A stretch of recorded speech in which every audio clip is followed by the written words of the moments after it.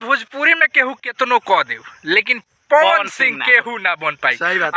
पवन सिंह दिखा दिला बड़न कि हम खाली पर्दा के हीरो ना, हम रियल के हीरो हैं। कैसे कि जौना लेवल के काम पवन सिंह कैले बड़न, बिजली रानी के अपना साथे ले जाके इलाज करावल, बिजली रानी के चप्पल ढोवल, आ ओकरा बाद जब बिजली रानी से पवन सिंह काल के बात कैले बड़न तो भावुक भइल। माने पवन देखिए, पवन सिंह को अगर आपको समझना है ऐसे नहीं समझ सकते। पवन सिंह को समझने के लिए आपको दिल, नफरत, इस सब का पराकाष्ठा पार करना पड़ेगा और मोहब्बत लेके जाना पड़ेगा, तब जाके पवन सिंह समझ में आएगा कि हाँ ई हवन पवन सिंह।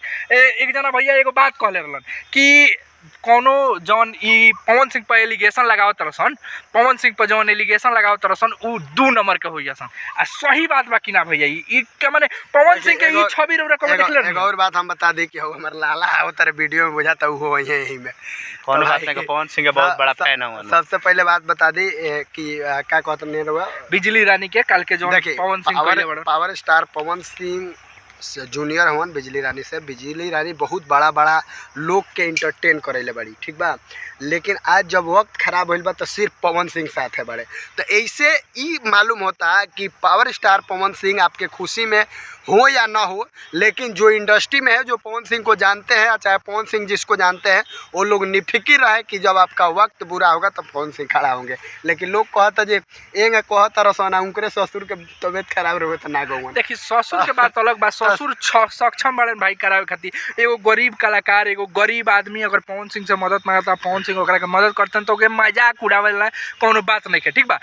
का कहे भैया, पवन सिंह के हई ले एथी देख के पवन सिंह अपन गाना, अपन फिल्म, सब कुछ अपन प्रोजेक्ट रोक के तब बिजली रानी के साथे बड़न। का देखिए अच्छा पवन सिंह काल के रोले बड़न कैसा लगत, माने दिल का झकझोर दे दो भाई। पवन सिंह बहुत भावुक आदमी है, जो नहीं जानता है वो जान ले कि पवन सिंह दिल के जो साफ रहता है ना, उसके आंख से आंसू आ जाता है, ठीक है।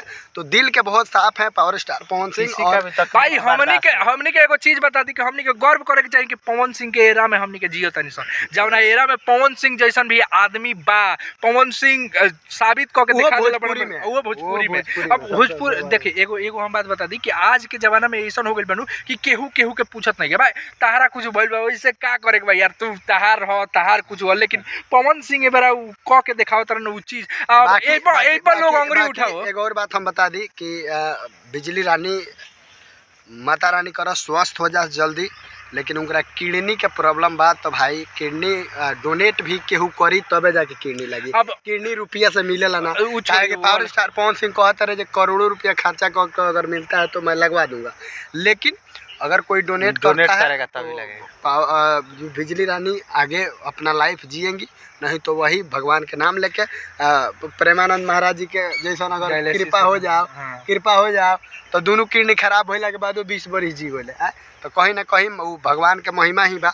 बाकी सब लोग लालू यादव ना हो जाए जो किडनी बेटी दे दी ना। बहुत बार जैसे कि बदलने के बाद भी सक्सेस ना होला भैया, बहुत कम, रियर केस में बहुत कम ऐसे होला। बाकी रहा सब खैर हमनी के कहे के तो बहुत कुछ एथी बा, लेकिन वीडियो के लिमिट बावे कि हमनी के कितना एथी कह सकें। बाकी वीडियो को शेयर करो, चैनल पर नया बड़ा तो सब्सक्राइब करो।